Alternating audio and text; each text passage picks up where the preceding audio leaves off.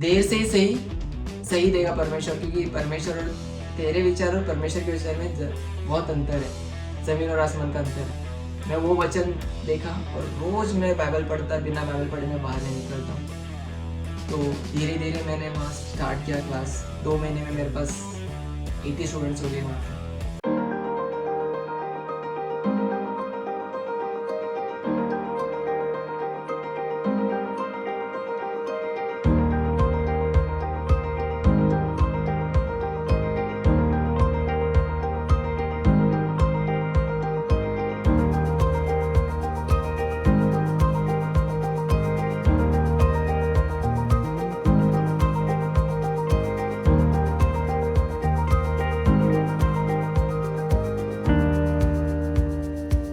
கிறிஸ்துவுக்குள் அன்பானவர்களே, வாரம் ஒரு சாட்சி நிகழ்ச்சியின் மூலமாக திரும்பவுமாக இந்த வாரத்தில் உங்களை சந்திப்பதில் நான் மிகவும் மகிழ்ச்சி அடைகிறேன். இன்றைக்கு இந்தியாவில் 20% வாலிப பிள்ளைங்க மன அழுத்தத்தினால பாதிக்கப்பட்டிருக்கிறாங்க. ஸ்ட்ரெஸ், இன்ஃபீரியாரிட்டி காம்ப்ளெக்ஸ், அதுக்கப்புறம் பார்த்தீங்கன்னு சொன்னா ஃபினான்ஷியல் ப்ராப்ளம், ஜாப்ல ப்ராப்ளம், படிக்கிற இடத்துல ப்ராப்ளம், அதுக்கப்புறம் பார்த்தீங்கன்னு சொன்னா எனக்கு நெட்வொர்க்குனால பலவிதமான ப்ராப்ளம், ஃபெயிலியர்ஸ், இப்படி எவ்வளவோ பிரச்சனைகளை வாலிப பிள்ளைங்க மேற்கொண்டு வருகிறாங்க. ஆனா இதையெல்லாம் ஈஸியா மேற்கொண்டு வாழ்க்கையில முன்னேறணும்னு சொன்னா யாருடைய துணை வேண்டும் அப்படிங்கிறது தான் இந்த சாட்சி நமக்கு விளக்கமாக சொல்கிறது. இந்த சாட்சியை ஒரு வாலிப மகன் நம்மோடு பகிர்ந்து கொண்டிருக்கிறார். கண்டிப்பாக வாலிப பிள்ளைகள் பார்க்க வேண்டிய ஒரு சாட்சி. ஒருவேளை பெரியவர்கள் நீங்கள் இந்த சாட்சியை பார்த்தாலும் உங்கள் வீட்டில் உள்ள வாலிப பிள்ளைகளுக்கு இந்த சாட்சியை பார்க்கும்படியாக நீங்கள் அறிவுறுத்துங்கள். இல்லை என்று சொன்னால் இதனுடைய விளக்கத்தை, விவரத்தை உங்கள் வாலிப பிள்ளைகளுக்கு எடுத்து சொல்லுங்கள். கண்டிப்பாக உங்கள் வீட்டில் உள்ள வாலிப பிள்ளைகளும் ஆண்டவரை முன்வைத்து வாழ்க்கையிலே முன்னேற்றத்தை பெற்றுக்கொள்ள முடியும். இன்றைக்கு நம்மோடு சாட்சியை பகிர்ந்து கொள்கிறவர் அன்பு மகன் சாம் நன்வீர். இவருடைய தகப்பனாரின் பெயர் பசவராஜ் நன்வீர், தாயாரின் பெயர் சந்திரமா நன்வீர். இவர் கர்நாடகாவிலே பிடர் என்ற மாவட்டத்திலே ஹும்னாபாத் அருகிலுள்ள சென்தா என்ற கிராமத்தை சார்ந்தவர். இங்கே மகாராஷ்டிராவிலே பால்கர் மாவட்டத்திலே வசை பகுதியிலே குடும்பத்தோடு வசித்து வருகிறார். பாருங்க, இந்த சாட்சி கொடுத்த வாலிப பையனுக்கு அப்பா இல்லைங்க, அம்மா இருக்கிறாங்க. 2 சகோதரி, அதுல ஒரு சகோதரியும் இறந்து போனாங்க. ஒரு இக்கட்டான சூழ்நிலையிலிருந்து ஆண்டவரை முன்வைத்து வாழ்க்கையில முன்னேற்றம் அடைந்ததை தான் சாட்சியாக கூறியிருக்கிறார். சாட்சி இந்தியில தாங்க இருக்கு, கடைசி வரை பாருங்க, கண்டிப்பாக கர்த்தர் உங்களை ஆசீர்வதிப்பார். எங்கே நாம் சாட்சியை கேட்கலாமா? Praise the Lord. मेरा नाम सैम नानवीर है और मैं गवाही देने जा रहा हूँ जो जीसस ने मेरे साथ किया है, बड़े बड़े कार्य। मैं एक्चुअली 10 साल से मैं बिलीवर हूँ, लेकिन 10 साल में मैं छोटे से लेके बड़ा तक मैं दीदी मेरे को चर्च में लेके जाते थे, तो वहाँ पे मैं स्तुति, आराधना और वचन सारा मतलब मैं बांटा करता था। तो बीच में मेरा 12 साल की उम्र में मैं थोड़ा बहुत मेरा डांस में मेरा बहुत अच्छा ये था, तो मैं डांस में चलेगा सीखने के लिए, तो थोड़ा मेरा गैप हो गया।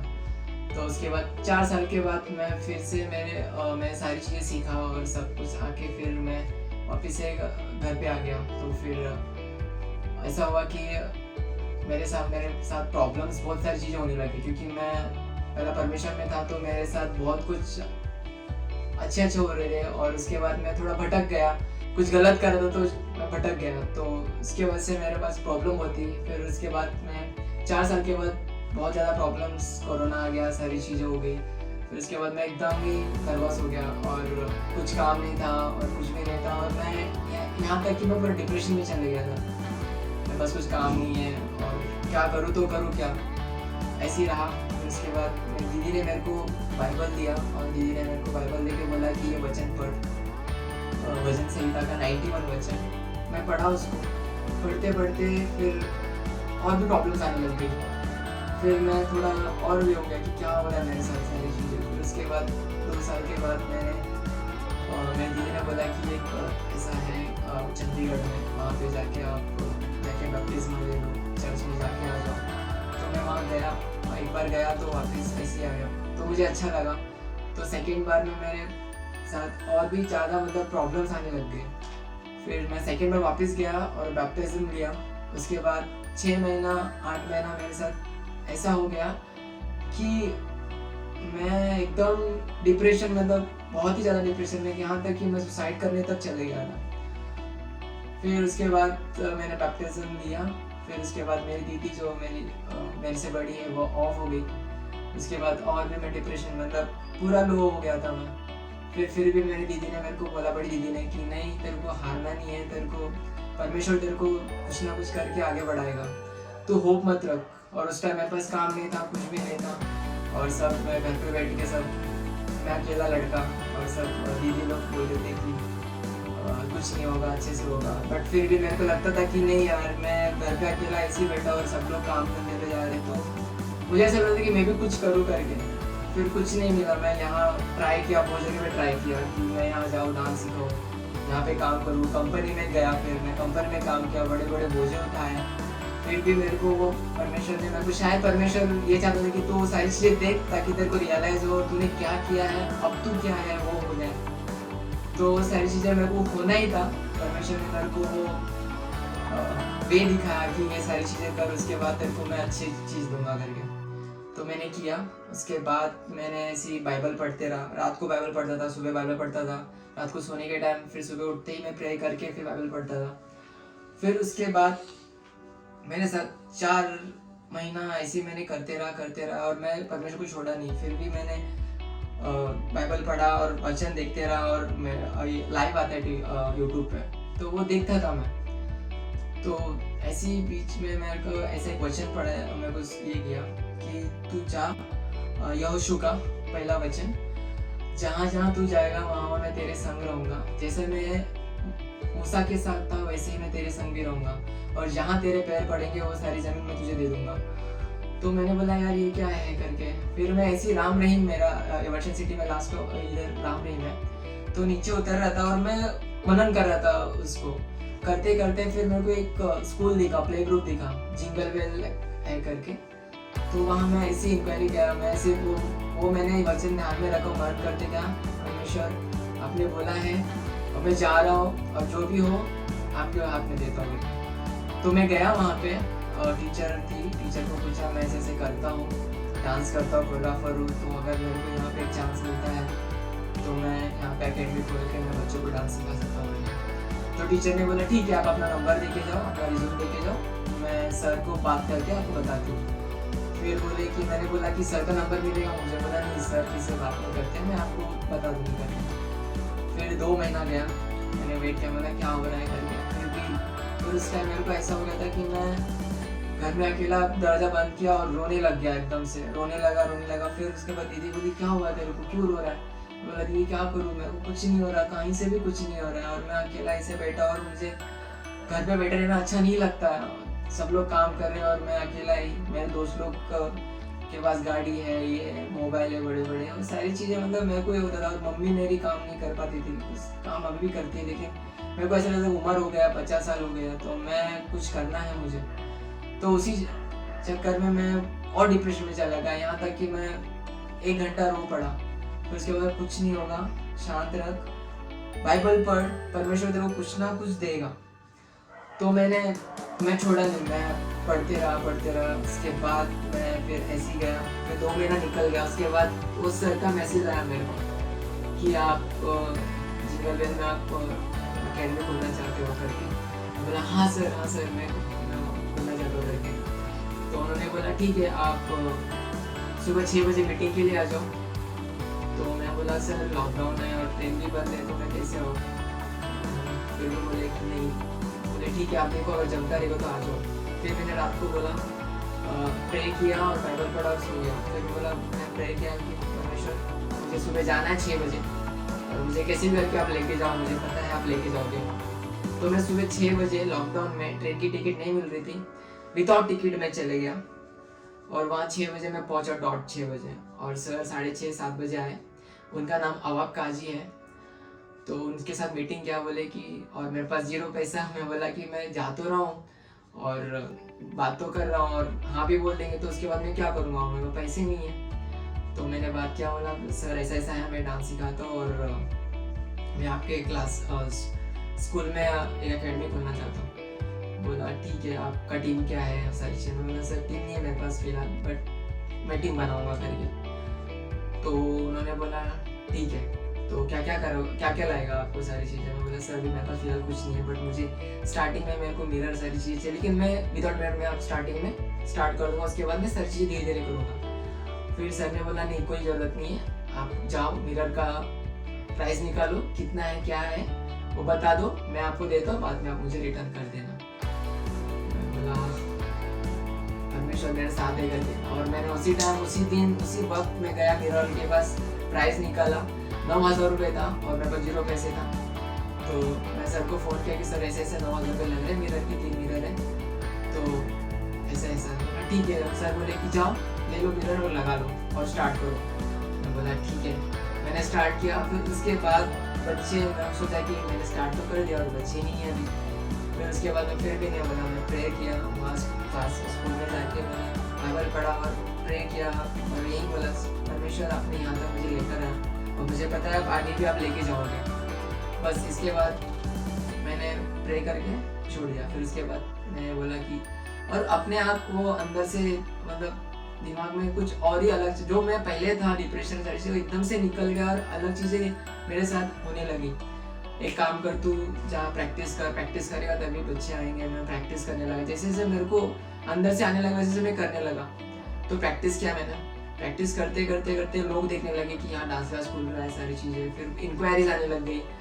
फिर मैं बोला नहीं अभी तो परमेश्वर साथ है और मेरे को अगर इसको मैं ड्रॉप करूँगा तो मैं ये हो जाऊँगा और नीचे जाऊँगा। बोला नहीं अभी करना है करके। फिर उसके बाद मैंने स्टूडेंट्स आने लग गया और स्टार्टिंग स्टूडेंट्स मेरे पास बच्चे से लेके थोड़े बड़े तक स्टार्टिंग स्टूडेंट 20 स्टूडेंट्स थे और परमेश्वर ने मेरे को 20 स्टूडेंट से ब्लेस किया। और उसके बाद मैंने 1 महीने बाद उस चीज़ को अर्न करके जो परमेश्वर ने मेरे को जिस एंजल को भेजा था, जिन्होंने मेरे को हेल्प किया 9,000 का, उनको मैंने रिटर्न किया। और उसके बाद मैंने उन्होंने बोला कि अभी आप कैसे करोगे। मैंने बोला सर आप बताइए कैसे करिए, 50-50 करना है या फिर रेंट करना। मैंने बोला सर मैं रेंट दूंगा करके। तो बोला कितना रेंट दोगे। मैं बोला कि सर मैं फिलहाल मैं आपको 8,000 रेंट दूंगा करके। 8,000 रेंट दिया मैंने उनको 1 महीने में। और उसके बाद बोले ठीक है। और उसके बाद सर ने मेरे को बोला तू सुबह से लेके शाम तक कर, तेरे को 8,000 रेंट में पूरा मैं दे दूँगा। बोला ठीक है। करते करते फिर सर ने बोला कि एक काम करो, आप स्कूल का सारी चीज़ें देखो, स्कूल में क्या हो रहा है क्या नहीं हो रहा है देखो, उसके बाद आप रेंट देते रहो। और मैं बोला कि मैं रेंट नहीं दूंगा तो फिर मेरे अंदर वो वैल्यू नहीं रहेगी। तो मैंने रेंट दिया, कभी मैं 12,000 देता था, कभी मैं 8,000 देता था, कभी 10,000 देता था। जैसे सर मेरे पास फीस आता था वैसे से मैंने उन सर को देने लगा। फिर उसके बाद ऐसा हुआ कि सर ने मेरे को पूरा स्कूल ही दे दिया, बोला कि आप करो और जो स्कूल चल रहा है उसके अंदर भी देखो क्या काम चालू है। मैं ठीक है सर, आपके लिए सर मैं कुछ भी कर सकता हूँ। तो फिर मैं उनके साथ ही रहा। फिर उसके बाद मेरा 2 साल के बाद वहाँ पे मैंने करीबन 60 स्टूडेंट्स मैंने बनाए। उसके बाद मेरा एनुअल हुआ। एनुअल इवेंट के बाद मेरा एक वर्कशॉप हुआ जो मैंने सेलिब्रिटी को बुलाया था, वो वर्कशॉप भी हुआ। उसके बाद फिर 3 साल के बाद मैंने एक ब्रांच खोला नीचे लास्ट स्टॉप पे, दूसरा ब्रांच छोटा सा गाला लिया। उसके बाद मैंने वहाँ खोला, फिर वहाँ भी रिस्पॉन्स नहीं था। ऐसा हुआ था कि मैंने खोल तो दिया, अभी मेरे को पैसे नहीं है सारी चीज़ें। फिर उसके बाद नहीं होगा, अभी तक हुआ है ना, हो जाएगा करके मैं होप दिया और परमेश्वर मेरे साथ थे। तो किया 4 महीना कुछ स्टूडेंट्स ने, फिर भी मैंने होप नहीं आया, मैंने किया। फिर उसके अचानक से 2 महीने दिसंबर में मेरे पास ऐसे स्टूडेंट्स आए, 30 स्टूडेंट्स वहाँ भी हो गए। फिर मैं बोला अभी नहीं, अभी तो करना ही है करके। फिर उसके बाद मेरे 4 साल के बाद मैं सोचा कि अभी कुछ बड़ा करना है। तो मैंने बड़ा एक स्पेस देख रहा था, बहुत जगह पे देखा, मधुबन हो गया, सारी चीज़ें देखा, बड़ा हॉल भी देखा। 35,000 रेंट था और 1.5 लाख रुपये डिपॉजिट था। तो मैं बोला कि इतना तो नहीं हो पाएगा और यहाँ सारे स्टूडेंट मेरे एवर्शन में, और एवर्शन के वहाँ पे कैसे जाएंगे। और वहाँ पे भी फिर कुछ हुआ। फिर उसके बाद वहाँ पे मैंने बोला कि नहीं होना है करके। फिर वहाँ से कुछ नेगेटिव पॉइंट्स मेरे पास बोले कि तुम डांसर्स ऐसी होते हो, तुम धोखेबाज होते हो, तुम किसी के नहीं होते हो। मैं फिर मेरा दिमाग में वही वचन था, तुमको गाली दे रहे हैं, तुम सिर्फ उनको ब्लेसिंग्स दो, बाकी काम मैं कर लूँगा। परमेश्वर ने इतना बोला था, मैंने दिमाग में वही बोला कोई बात नहीं मैम, मैं आपको सॉरी मैम, मेरे से गलती हो गई, शायद मेरे से गलती होगी क्योंकि मैं आपको बोला और मैं एकदम से मना करूँ, क्योंकि मेरे स्टूडेंट्स नहीं आ रहे और मैं लूँगा भी, आपको रेंट भी दे नहीं पाऊँगा। तो इस हमने ड्रॉप किया और बहुत भला बुरा सुना उन्होंने। फिर उसके बाद मैंने बोला ठीक है कोई बात नहीं। फिर ढूंढा, फिर मेरे को लास्ट स्टॉप पे परमेश्वर ने मैं बोला कि देर से सही देगा परमेश्वर, क्योंकि परमेश्वर मेरे विचार और परमेश्वर के विचार में बहुत अंतर है, जमीन और आसमान का अंतर है। मैं वो वचन देखा और रोज मैं बाइबल पढ़ता, बिना बाइबल पढ़ना बाहर नहीं निकलता। फिर फिर उसके बाद मेरे को एक बड़ा हॉल मिला जहाँ पे 500 स्क्वायर फीट कारपेट का मेरे को जगह मिला, तो वहाँ पे मैंने किया। फिर उसके बाद मेरे को ऐसा लग रहा था कि मैं क्या करूँगा, एक था। फिर ऐसा हुआ कि मेरे पास जुमा के लेडीज़ एकदम से आ गई, फिर वहाँ से मैंने अर्न किया और वो रेंट में लेके ले लिया मैंने। इसके बाद धीरे धीरे फिर मैंने परमेश्वर को थैंक यू बोला, और परमेश्वर ने मेरे साथ इतना सारा कुछ किया है कि मैं भूल नहीं पाऊँगा उस चीज़ को। तो धीरे धीरे मैंने वहाँ स्टार्ट किया क्लास। 2 महीने में मेरे पास 80 स्टूडेंट्स हो गए वहाँ पे। फिर धीरे धीरे मैंने रिनोवेशन किया क्लास का, और रिनोवेशन करते करते और एक बात मैं भूल गया। मेरा जब छोटा क्लास था तो मैंने बहुत पहले से सोचा था कि जब मैं क्लास खोलूँगा तो मेरे एकेडमी में एक चर्च मेरे को ऐसे देना है करके। तो उसके बाद मैं ऐसे सोचा था, परमेश्वर ने मेरे को दे दिया। तो जॉन सर आए, जॉन सर ने और एक विपुल शाहू करके सर है, उन्होंने बोला कि मुझे रेंट के लिए एक रेंट पे चाहिए आपका क्लास की, संडे चाहिए 2 घंटे के लिए, आप दे पाओगे? मैंने ठीक है। मैंने किसके लिए चाहिए? उन्होंने मुझे बताया नहीं था कि मुझे चर्च के लिए चाहिए। मैंने बोला कि संस्था है उसके लिए चाहिए। मैं ठीक है ना सर, मैं दे दूँगा। फिर उसके बाद मेरे को पता चला कि वो चर्च के लिए चाहिए। मैं बोला थैंक यू जीसस, आपने मेरा हर एक बात पे आप मेरे गौर करते हो और हर एक बात में सुनते हो और मेरे को उत्तर भी देते हो। तो उसके बाद चर्च स्टार्ट हो गया। जैसे चर्च स्टार्ट हो गया वैसे ही मेरा ग्रोथ हाई होने लग गया और मेरा कॉन्फिडेंस बढ़ने लग गया। फिर उसके बाद वो चर्च में जो नया क्लास लिया मैंने, फिर उसके बाद मैंने प्रेयर किया था, परमेश्वर जहाँ जहाँ मेरा क्लास खुलेगा वहाँ आपकी उपस्थिति रहेगी। फिर परमेश्वर ने मेरे को बड़ा गला दे दिया और वहाँ पे भी परमेश्वर की उपस्थिति चालू हुई।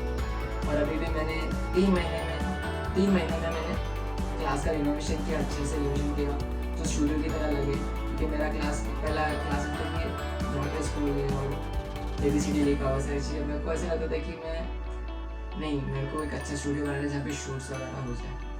तो वैसे करते करते मैंने अभी यहाँ पे कि ऐसा हुआ है कि परमेश्वर ने मेरे साथ कभी छोड़ा नहीं है हाथ। और परमेश्वर हमेशा का कोई बोलते कि मत डर क्योंकि मैं तेरे साथ हूँ और मैं तेरा दाहिना हाथ पकड़ के मैं तेरा आगे बढ़ाऊँगा।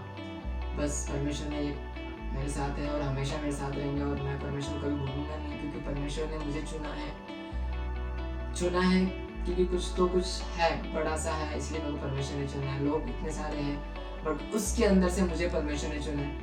तो थैंक यू बोलूँगा परमेश्वर को, और थैंक यू मेरे साथ देने वाले और उस एंजल को परमेश्वर ने जो भेजा अमर सर को।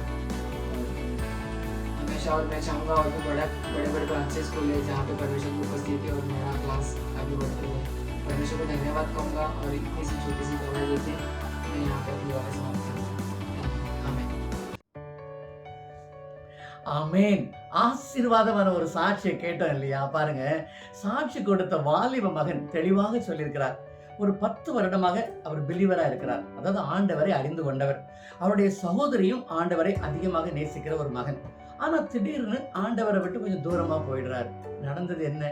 ஃபெயிலியர், தோல்வி. எல்லாத்துலயும் பயங்கரமான ஒரு மன உளைச்சலுக்கு போயிடுறார். கூட உள்ள வாலிப பிள்ளைங்க எல்லாம் நல்ல வேலை செய்யறாங்க, இல்ல அவங்க படிக்கிறாங்க, இல்ல இவருடைய தொழில் நடனம் கற்றுக் கொடுப்பது, ஒரு டான்சர்.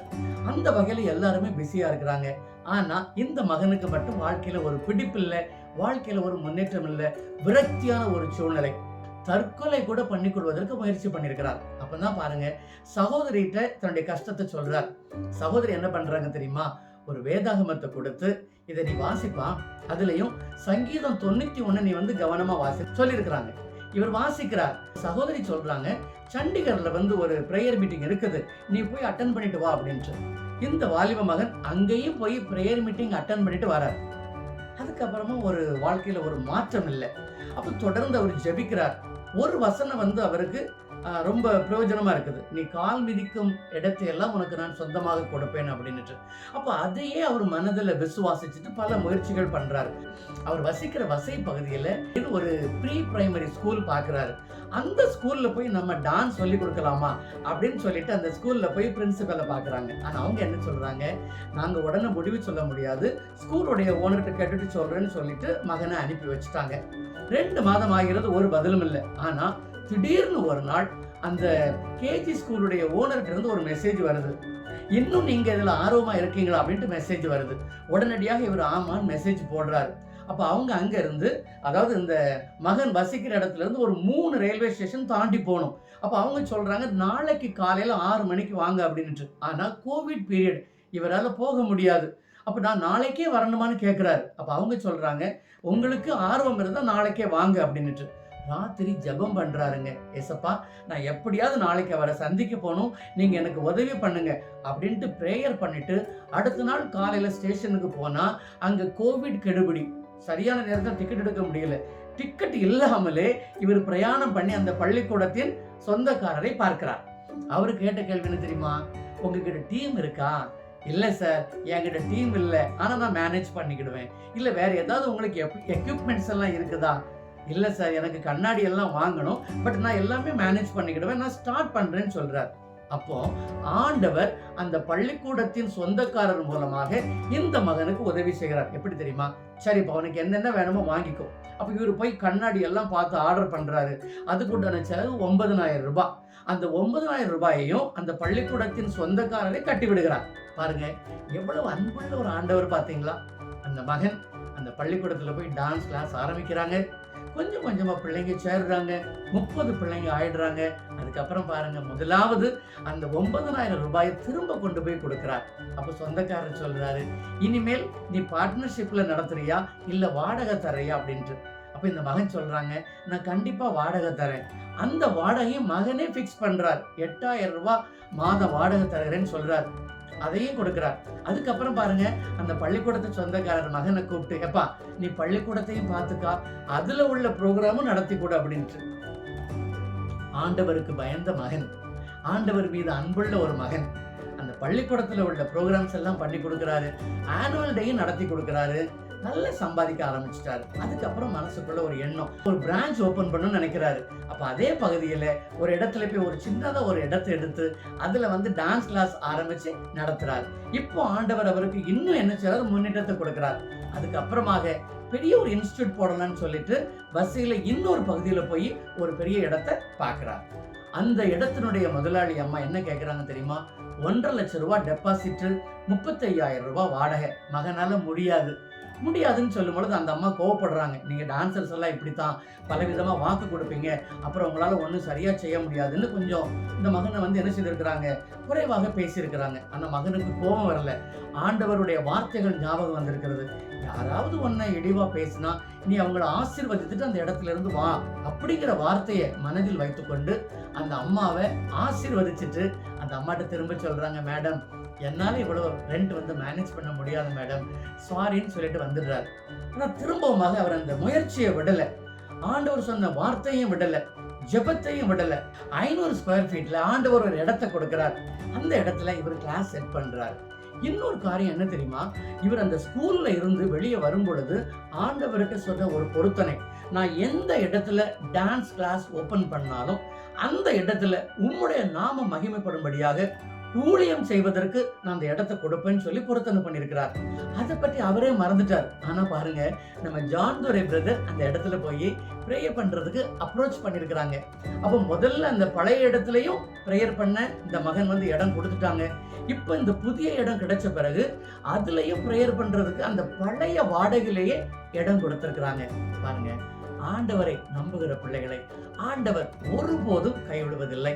வாலிப பிள்ளைங்க, இன்னைக்கு நாம யாரை நம்புறோம், யாருடைய பேச்சை கேட்கிறோம், யார் பின்னாடி போறோம் அப்படிங்கறத வாலிப பிள்ளைகள் சிந்தித்து பார்க்க வேண்டும். இன்றைக்கு இந்த மகனுடைய அந்த டான்ஸ் அகாடமியில 100க்கும் அதிகமான பிள்ளைகள் படிக்கிறார்கள்.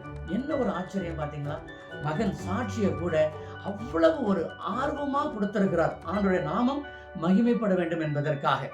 ஒரு முறை அவருடைய ஆலயத்துல ஒரு ஃபங்க்ஷனுக்கு நான் போயிருந்தேன். அதுக்கப்புறம் தான் தெரிஞ்சது அந்த ஆலயம் தான் இவருடைய டான்ஸ் அகாடமி அப்படின்ட்டு. அங்கேயும் மகன் சாட்சி தான் கொடுத்துக்கிட்டு இருந்தாரு. அதுக்கப்புறம் தான் நான் அவர்கிட்ட எங்களுக்கு ஒரு சாட்சி தர முடியுமான்னு நான் கேட்டேன்.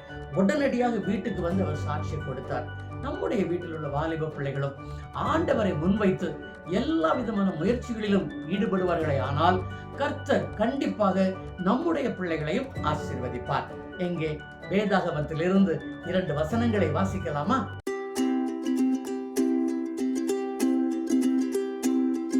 நீதிமொழிகள் 3ஆம் அதிகாரம் வசனங்கள் 5 மற்றும் 6. உன் சுய புத்தியின் மேல் சாயாமல் உன் முழு இருதயத்தோடும் கர்த்தரில் நம்பிக்கையாய் இருந்து உன் வழிகளிலெல்லாம் அவரை நினைத்துக்கொள். அப்பொழுது அவர் உன் பாதைகளை செவ்வைப்படுத்துவார். The Bible reading is taken from Proverbs chapter 3 verse 5 and 6. Trust in the Lord with all your heart and lean not on your own understanding. In all your ways submit to him and he will make your path straight. ஆமென். இந்த 2 வசனங்கள் மூலமாக வேதாகமம் நம்முடைய வாலிப பிள்ளைகளுக்கு சொல்லிக் கொடுக்கிற காரியம் என்னவென்றால், உன் சுய புத்தியின் மேல் சாயாமல். இன்னைக்கு எல்லா பிள்ளைங்களும் அப்படிதாங்க. என்கிட்ட நல்ல அறிவு இருக்கு, என்கிட்ட நல்ல டேலண்ட் இருக்கு, நான் எது வேணாலும் செய்து முன்னேறுவேன்னு நினைக்கிறாங்க. அப்படி இல்லைங்க. நாம என்ன முயற்சி எடுத்தாலும் சரி, ஆண்டவருடைய அனுகிரகம் இருந்தால் மாத்திரமே அது வெற்றியாக முடியும். அது மாத்திரமல்ல, கர்த்தர் மீது நம்பிக்கையா இருக்க வேண்டும். அவர்கள் செல்லுகின்ற எல்லா வழிகளிலும் ஆண்டவரை நினைத்துக் கொள்ள வேண்டும். அப்படின்னு சொன்னா என்னென்ன முயற்சி எடுக்கிறாங்களோ எல்லாவற்றிலும் ஆண்டவரை நினைத்து ஜெபிக்கின்ற பொழுது அவர்களுக்கு வெற்றி மாத்திரமே என்பதில் சந்தேகமில்லை. இன்றைக்கு சாட்சி கொடுத்த சகோதரரையும் அவரது குடும்பத்தையும் அவர் நடத்தி வருகின்ற டான்ஸ் அகாடமியையும் பார்த்து கொண்டிருக்கின்ற உங்கள் யாவரையும் தேவன் ஆசீர்வதிக்கும்படியாக ஜெபிக்கிறேன். திரும்பவுமாக அடுத்த வாரத்தில் இன்னொரு புதிய சாட்சியுடன் உங்களை சந்திக்கும் வரை கர்த்தர் தாமே உங்களை ஆசீர்வதித்து பாதுகாத்து வழிநடத்துவாராக. ஆமென்.